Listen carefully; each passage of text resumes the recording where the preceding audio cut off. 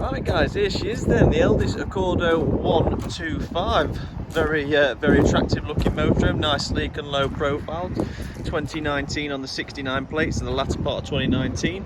And we're going to start going around the vehicle, showing you some key features and areas that you need to look out for, so we can obviously have a bit of a reminder on one, how to operate it, two, where things are located, just for your own good. So to access the bonnet, we need to pull this lever here just the once. Oh, that was the awning tool. So once we come round to the front, with the Peugeot, the bonnet release switch is always in line with the ankle, the back sort of leg, if you like. So straight underneath the bonnet.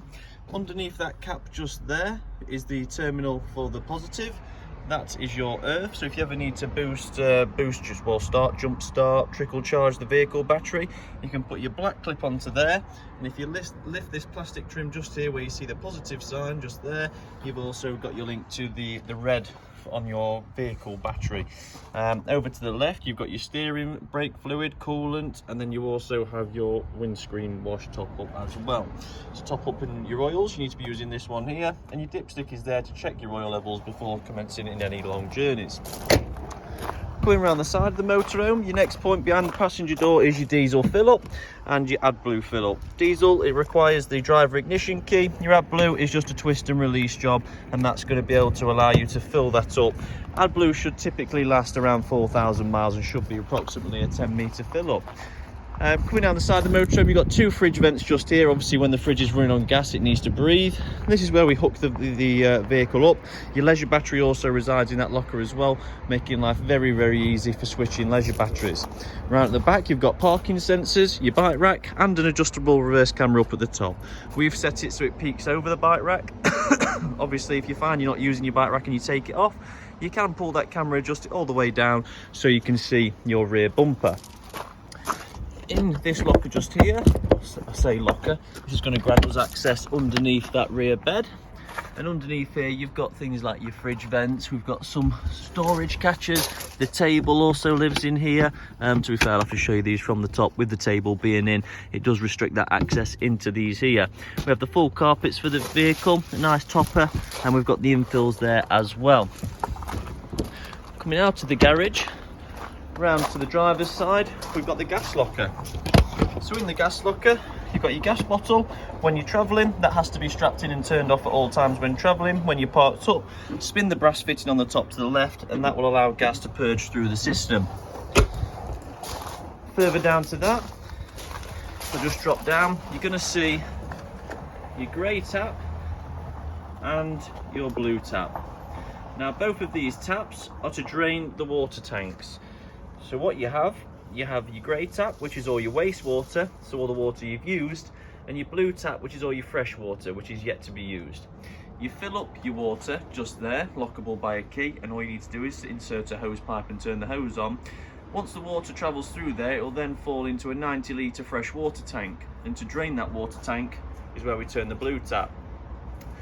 Once you've also filled the water up and filled that 90-litre tank, you can then go inside, turn your water pump on, and actually use your shower and your sink and everything else. When you're running water through the sink and it goes through the drain hole, it then goes into your grey water tank, which is drainable by that tap just there. These two holes just here are your exhaust for your heating system and your hot water system. As they run on gas, one of the tubes sucks in oxygen to burn in there, and the exhaust fumes from that come out of the other tube. So when running on gas, you should feel some warm heat coming out of these pipes. Changing the toilet cassette is nice and easy. We open up the locker by clicking these two buttons in, lift the orange lever at the bottom, pull the cassette out, grab the handle, take it to the designated emptying area, spin the cap off like so, and simply tip forward. This cap can also be used as a measuring beaker. So if we turn it round, just to here, you'll see the millilitres on there. You can fill that up, chuck it back into the cassette, spin this round, and reinsert the cassette. And that is your toilet cassette emptied, added with blues, and refilled. The toilet cassette will not remove if the trapdoor on the toilet isn't closed off. Just up there is your TV aerial. So obviously before you set up, we'll make sure that it's in the correct position, as that is not. If you notice now, if we go down the side profile of the vehicle, it is sticking out, and this is what we do not want. We want this part of the motorhome to be the widest part, so that aerial needs to be tucked in, just for the ease of driving and purposes like that. I'm just going to bob my zoom onto 0.5 so you can see a little bit better as I enter the motorhome. You've got a magnetic door stay, which holds the door nice and firmly. On your extremely windy days, obviously just be careful, because in extreme wind it will prise that off. Your door lock is here, so to open the door we use the trigger. To lock the door from the inside, we push this up. To unlock, we pull down. Once we're in the motorhome, we have an extendable worktop, which to put down, we simply pull these down here, pull that down there, and it will magnet back to the kitchen worktop. Gorgeous lounge space, as I remember. You gotta love an Elddis and the colourways they use, and just the way they operate in the spaces they're given. Really nice feelings inside these motorhomes. Whilst we are at the door, you've obviously got your door fly screen that comes all the way across. You cannot close your door with the fly screen open, so if you want to close the door, you need to retract this back and then we can close the door. Because of the pockets on the front, they will push through the fly screen and buckle it. Near to the door, you have your control panel. So this here is just the light switch for opposite in the lounge space. This turns the panel on, this turns your water pump on. This is your mains light switch to turn all your lights on and off. That's your awning light switch for the light just outside. And this side is levels, so if you want to view the battery levels, I hold in the battery icon, which you won't have seen then, quite far away. If you can see, that's green, amber and red, so it's showing the battery is full. And if I want to check the water, I hold on to the actual water side, or alternative, when I run the pump, let's see if it does it just here. If I run the water through the pump, like so, you can see that the green is lit up. So as we're running water, it's keeping us a constant tab on how much water we've got in the fresh tank as well. So 2 ways of checking your fresh water. Obviously don't turn your water pump on unless you have water in the system by checking on this measurer just here. And the heating hot water is a very simple system. You've got your heating at the top, heating at the bottom, hot water at the top. There's 1, 2, 3, 4 buttons we can operate. So the top one, hot water is a constant temperature of 70 degrees, and all we can do, sorry, I'm just going to change my zoom again, hopefully you'll see a bit better now. All we can do is choose the power supply. So one wavy line is 1 kilowatt of electric. At the minute we've got 2 wavy lines, so that's 2 kilowatts of electric. This is gas on its own. This is gas and 1 kilowatt of electric. Gas and 2 kilowatts of electric for your highest power, or you can turn the system off by cycling to the beginning. This here is frost protect mode, which will keep some heat in the boiler, so that whenever you leave the motorhome in cold temperatures for the day, if you go out for the day, it'll keep the boiler readily warm, so that when you inevitably come back and ask for hot water, it's there ready to go. And it's going to stop that boiler element from cooling right down to heating right back up all the way to the top again, just prolonging the lifespan. So if you're on a campsite, you're going to want it on this setting just here. If you're wild camping, you want it on this setting just here. If you're on a campsite and you want to get it hot as fast as you can, you want it on this setting just here. And once the whale does light on gas, you'll get a little icon over here to show, which when it lights on gas, I will show you. At the bottom, it's exactly the same, although we can adjust the temperature because it's the air temperature. So first and foremost, we choose the power supply. So again, 2 kilowatts of electric there, 3 kilowatts of electric, gas on its own, gas and 2 kilowatts of electric. That's how we turn it off. 1 kilowatt, 2 kilowatt and 3 kilowatt again. So if we leave those 2 on gas and 2 kilowatts of electric, this heating system, once we've chosen the power supply, we then need to choose the temperature. So using the orange indicator, this is 30 degrees warm air, and this here is 18 degrees warm air. This is night mode, where it provides you with 18 degrees but slows the fans down so it's quieter. And this is the frost protect mode on the heating side, which is going to keep some heat in that heater, so that if you go out for the day, again, the heater element isn't cooling all the way right down just to heat all the way back up. It keeps it at a lukewarm temperature, so it's ready, available for whenever you need it. But obviously the heating isn't going to come on down there today because it's already warmer than that. So what I'll need to do is turn the heating right up to 30. The boiler's already at temperature, so obviously it's not turning on the gas because we're already up to 70 degrees. A bit like your heating system at home. Once it reaches temperature, it will shut off to save you just burning fuel for no reason. So that'll be warming up now. This will be recognising it. It'll be asking the thermostat what temperature it is inside, so it can relate back to the boiler, so the boiler knows whether to turn the heating on or off or not. Then it'll need to preheat the element in order for it to then light on gas inevitably, as it has done just now. And I don't know if you can hear that, but the actual fan speed in these fans is brilliant. So I can feel the pressure of that fan all the way over here on my foot, which just shows you the pressure of the system.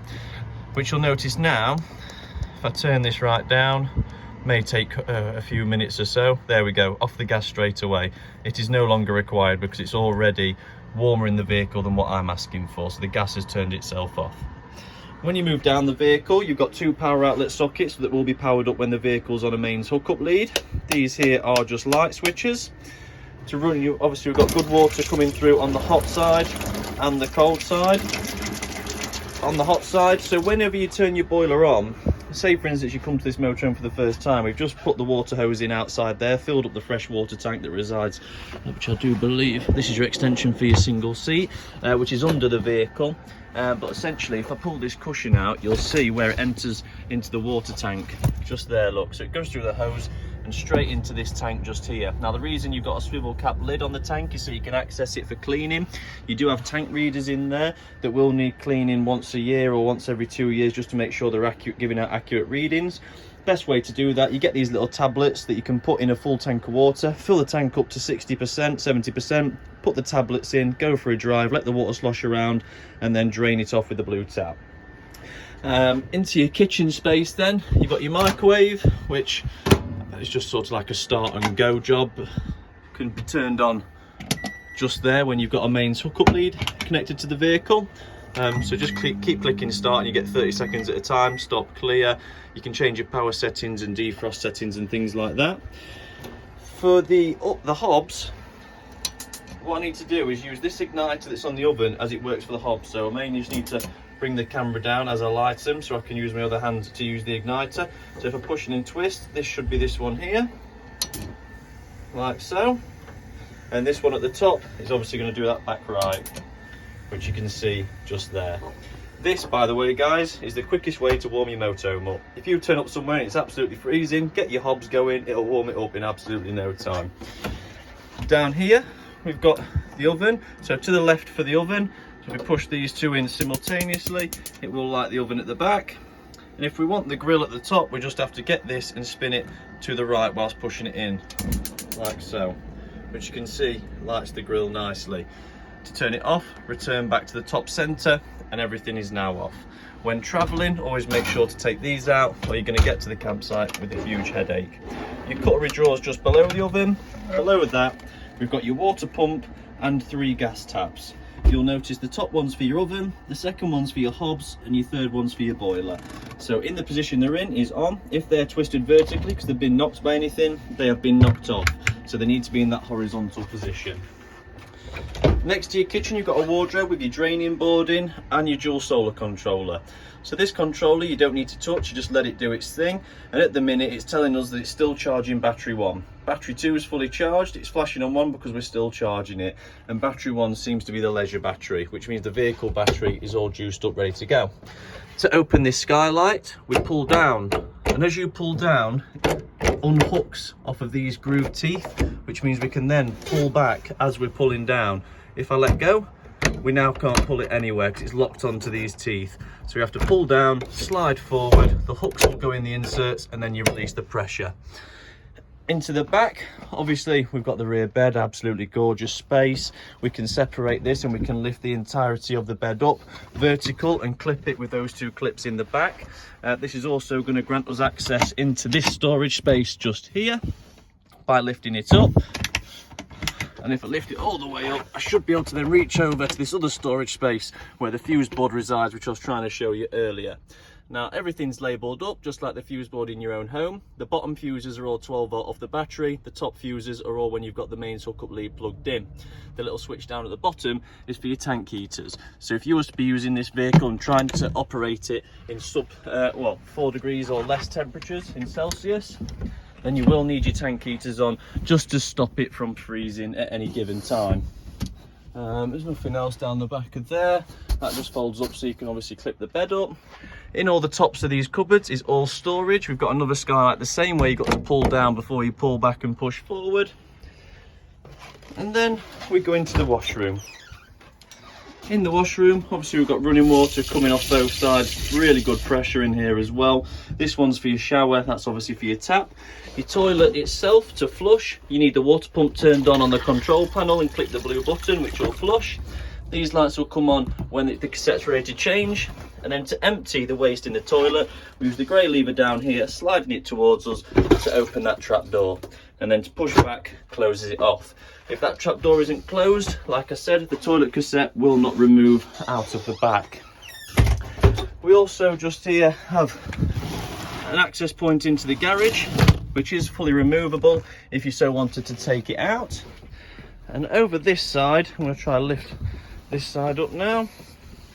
We have another drawer here for storage, so really nice and accessible, and obviously just additional bit of storage there as well. The reasons these fold like they do is so that when the bed comes up in the air, it obviously helps with that process. Just trying to think if there's anything else really to show you guys. In here will be the TV aerial. Yep, TV remote there. So we've got the aerial and booster. So the aerial's on a twist grip. We need to twist that bottom grip so that we can push the aerial up into the highest position. And then when it's at the highest position, we're going to get the best picture.